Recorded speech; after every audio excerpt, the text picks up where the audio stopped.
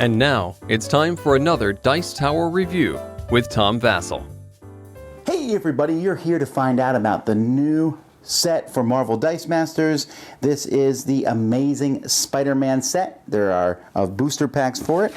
There are gravity feeds with the inexpensive booster packs that you can get a whole pile of those for. This is a set that is all about Spider-Man, the most popular character in the Marvel canon. So hopefully there's a lot of spider stuff in here. Let's take a look at what comes in the starter set and some of the cards from the booster.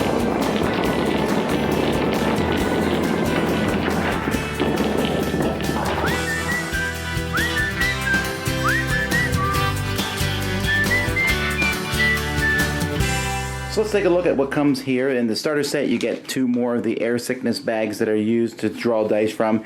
And I'm really glad that they've left the red and blue and now have these. And these bags look pretty good. I'm pretty impressed with how they look.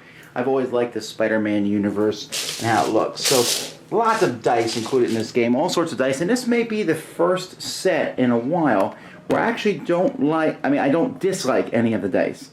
In fact, some of the dice I like a lot. I particularly like the Craven die here, the new Green Goblin die, even though it's not green or anything, but I do like it's just a bright pumpkin. That one looks good. I like the Iceman die, even though it's hard to tell exactly what he's doing. If you turn it like this, you can see that he's riding there. This die here, almost every time I see it, I think that it's a Dalek die. This die here, the Goblin Glider, looks a little bit like a Batarang, but it's not. Mary Jane's die is a pink heart, which will probably irritate people, I guess, but that is kind of the way she acts in the comic books to some degree. And so there's the different dice here. You can see there's not a whole lot of variety maybe of rainbow colors. Like I don't see many purple dice here or such, but it doesn't matter. The dice are mostly clear for the most part. They look good. They're easy to see. I think of my favorite, I probably like the Mysterio die. I don't know what it is about that one, but it just has a cool look to it with the globe that he wears in his head for no apparent reason. All right, let's look at the cards. There are 8 characters included in the starter set, and of course it would be weird if we did not have Spider-Man in this set, and we do. Here, there are 3 versions of each of the characters in the starter set. This one here, when Spider-Man's KO'd, you gain a life, or you can possibly gain 2 life. If you have another spider character field, and then there's the global ability where you can pay to give someone else a spider affiliation.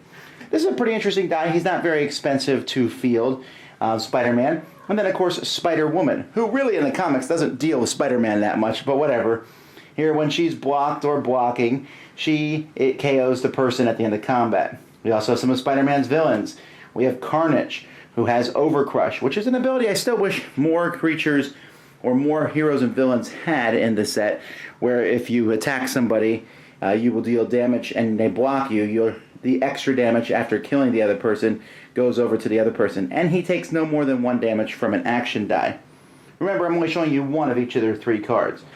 Kingpin, another Spider-Man villain, when he takes damage, he deals the target opponent 1 damage. It's just good to see Kingpin in the game.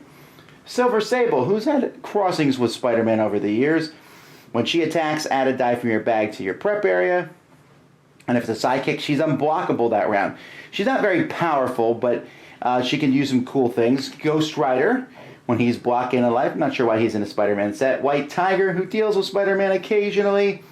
When you field it, you can sacrifice another character to give this die +1 attack, +1 defense, and Overcrush until the end of the turn. That's an interesting thing to use. And there's another global ability. I found that there was a few more global abilities in this set. Then there's Drax. He's the 8th character. It has nothing to do with Spider-Man at all, but he's the only Guardian of the Galaxy who's not yet in this game, so I think people are going to want to get this one, especially with that cool ability where you can pay a life to field him for free. Is it worth doing? Well, sometimes. I already mentioned Mary Jane. She's in. Now we're taking a look now at the characters that come in the booster packs. Mary Jane has Ally. Ally is a special ability where she basically counts as a sidekick, which lets you kind of buff her up with Green Goblin and Captain America and such, and make Mary Jane much more powerful. And when she comes out in this one, you gain 1 life if you have any level 2 or higher non-villain character dice in the field zone. There's different Mary Janes, and all of them are this ally. Another ally is good old Aunt May, whose symbol is a teacup. She's also, it's very odd to have her in the game, but she has a new special ability in this game called Aftershock.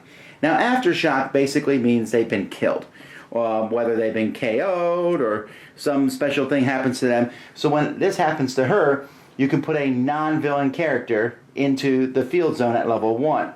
Here, when she's killed, you can put a Spider-Man character, not her again, into the thing at level 2. So there's different kinds. I like fresh cookies. It is kind of silly to have Aunt May out there fighting with Doctor Doom and all that, but it does happen in the comic books. Alright, now, back to Spider-Man. In this set is a new keyword called Underdog. Underdog is really featured on a lot of cards in this set. And this is an ability that the character has that can be used when you have fewer dice on the field than your opponent. Now, Underdog actually works with the Heroic. If you can mix these two together, it's kind of an interesting thing. Heroic came out in a previous set. But Underdog cards, I like them because they work when you're behind. So, for example, here when Spider-Man's active, Spider characters, that's the symbol here, cost 1 less to purchase. And that only works when you have fewer dice than someone else. Spider-Girl, Underdog. When she goes out, you gain a life and deal damage to the target player. Scarlet Spider. When he's fielded, ignore the target character's text this turn, which should be really cool if they have someone out there that's being a pain in the neck. Luke Cage. His Underdog is when he's fielded, search your bag for a Spider-Man die and field it at level 1. Oddly enough, this set has Luke Cage and Spider-Man. They're like really tied together. In all my years of reading the comics, they've worked together occasionally, but this set has them really tied together. Maybe there's some comics I'm missing where they were best buds.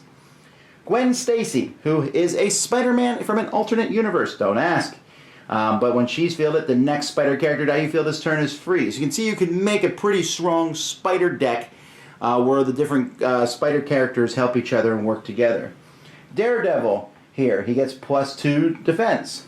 You notice that here it tells you what Underdog does. Not all the cards do that, but I thought it was interesting. Some of the cards say this is what Underdog means, and other cards don't. Then we have Dagger, when she can't be targeted by your opponent's action dice. And Cloak, of course, who always goes with Dagger. Cloak and Dagger get +2 attack and Overcrush. Again, these are all Underdog abilities. Blade, now this can make a lot of people happy. Also, he has a pretty cool die here. This is the cross swords. When he's fielded, he deals 2 damage to the target opponent, and you gain 2 life. Now, of course, he costs 6, so that's not a cheap character to bring out. But I think a lot of people are just going to play this game just to get Blade in. Black Cat has Underdog here. This is one of the ultra rares. When fielded, target opponent must re-roll all their fielded characters. She's like a superstorm. Agent Venom. This is Venom as a good guy. He does combat damage before the opposing character. So basically, he hits before they hit back. So there's many, many more Underdog abilities. This is one of the keywords that's been added to the set that I mean, that's just overflowing. If you like the Underdog ability, there's a lot of it here. Sandman has the Aftershock ability here. I've already mentioned the Aftershock. When you die, these abilities go off. So here you can pay 1 to re-roll him, and if he lands on a character face, he comes back. Or here you pay 1 to re-roll him. If he lands on an energy face, you do 3 damage to a character. Here, if Hulk from Planet Hulk, which is my favorite Hulk, when he dies, all players kill all their sidekicks. Ghost Rider, when he dies, if he was blocked, the opponent takes 1 damage. So there's several different Aftershocks. I like this one's one of my favorites, the Doc Ock one. When he is active, everyone else gets Aftershock, so that everyone else on the board gets Aftershock, and whoever has an active Dr. Octopus can move an action die from the use pile to the prep area. Anytime someone dies, then he gets a die back. He basically gives everyone else an Aftershock that helps him. Or Black Widow here, who deals a damage to a target character die or player. Then, of course, there's just a lot of other different characters, so let's go through some of the characters and special abilities from the set. Hey, there's a Wolverine in the set. What a surprise! And he works with X-Men. So this is something that Wizkids likes to do. They throw in a couple characters who don't really match the theme of the set, but you're going to make, like, if you're like an X-Men character, you're like, all right, got to get this set so I can get Wolverine and Iceman. And if you want the Guardians of the Galaxy, you got to get Drax. So it is what it is. Their web shooters is one of the 2 pieces of equipment here. I like them because they can ignore the text of certain characters. These cost 4. You can ignore the text of any character, but this one costs 5. We have the Vulture here. When a character leaves the field zone, you can pay 4 to purchase a Vulture die and put it in your bag. So he duplicates himself. Here's a powerful card, Mysterio. Remember I told you I liked his die a lot. When he's active, when an opponent draws a die, they KO target sidekick in their field zone. Very anti-sidekicks. Very cool, very powerful, but also very expensive. The Lizard here, when he's active, when any character die leaves the field zone, a target character die can't block the Lizard this turn.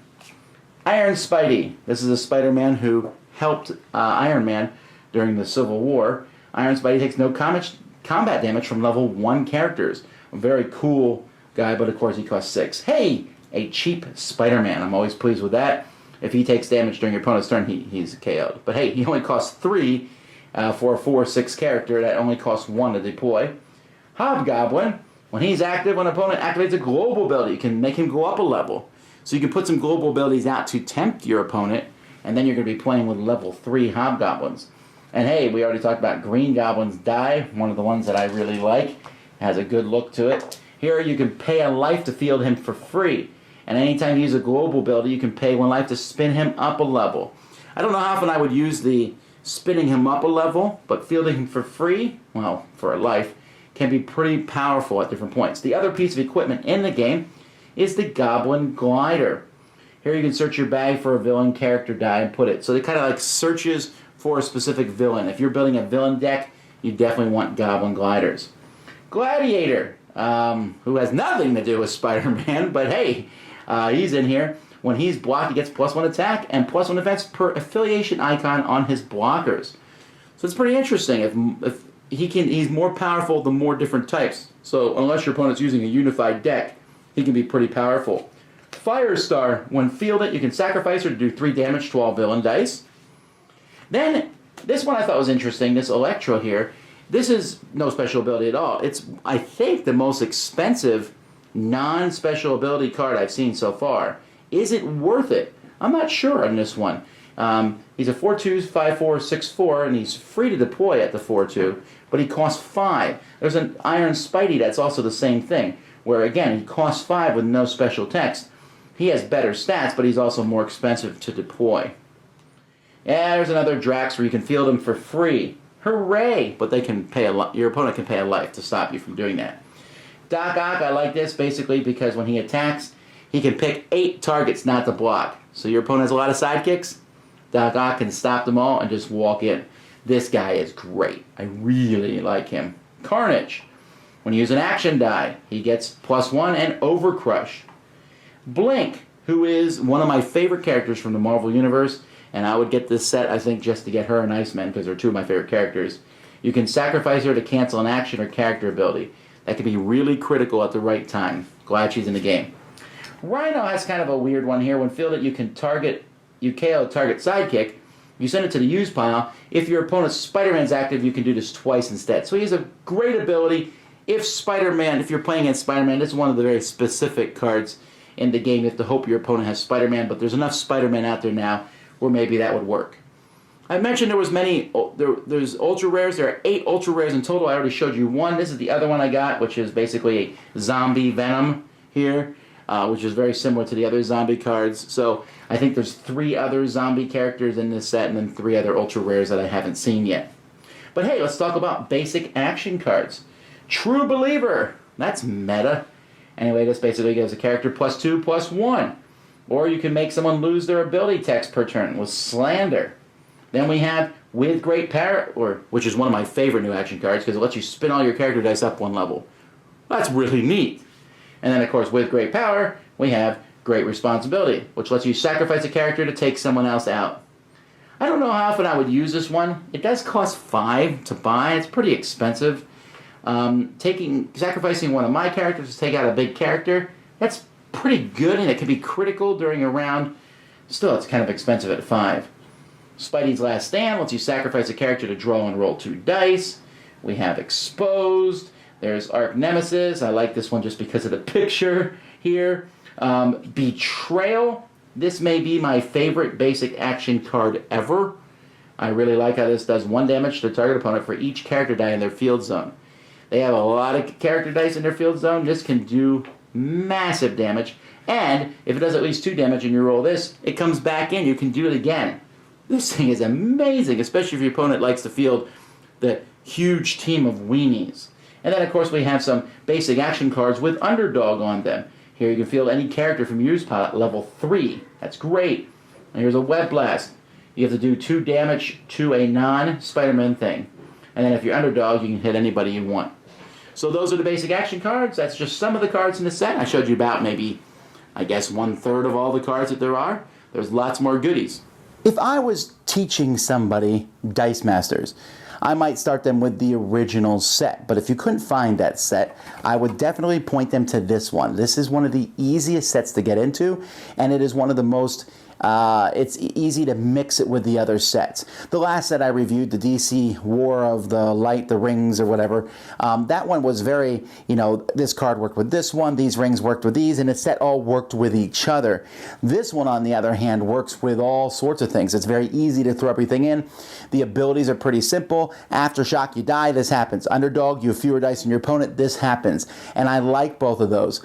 Character-wise, this is my favorite set. That's a total personal thing, but I love Drax and Iceman and Blink and Spider-Man and Spider-Girl. I really like the new Gwen Stacy Spider-Gwen.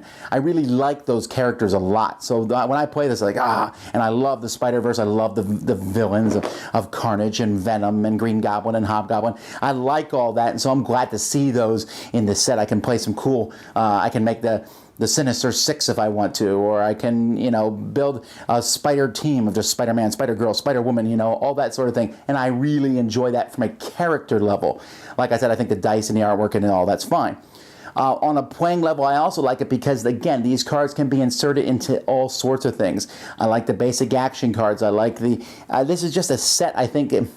I don't know that there's anything in a set where it's like, whoa, this is a great new ability. Yes, there is the underdog, but it seems like that's an ability that's been there around forever. It hasn't been, but it feels that way. It feels like, oh, this is something, this makes sense. And so I like it. Is this my favorite set? I don't know, but it's close. I like how just simple it is. It's like a utility set. Like, oh, I can use these cards in everything.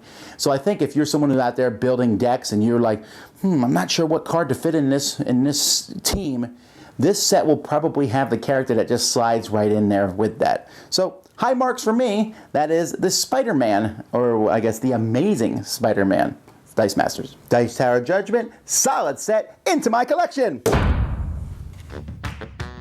Thanks so much for watching the Dice Tower videos. Find more great videos and reviews, as well as our top-rated audio podcast at Dicetower.com. You can also find other great shows at Dicetowernetwork.com. I'm Eric Summerer, and you've been watching The Dice Tower. The Dice Tower is sponsored by Cool Stuff Inc., where you can find great games for great prices. Cool stuff in stock. Check them out at CoolStuffInc.com. Shut the door!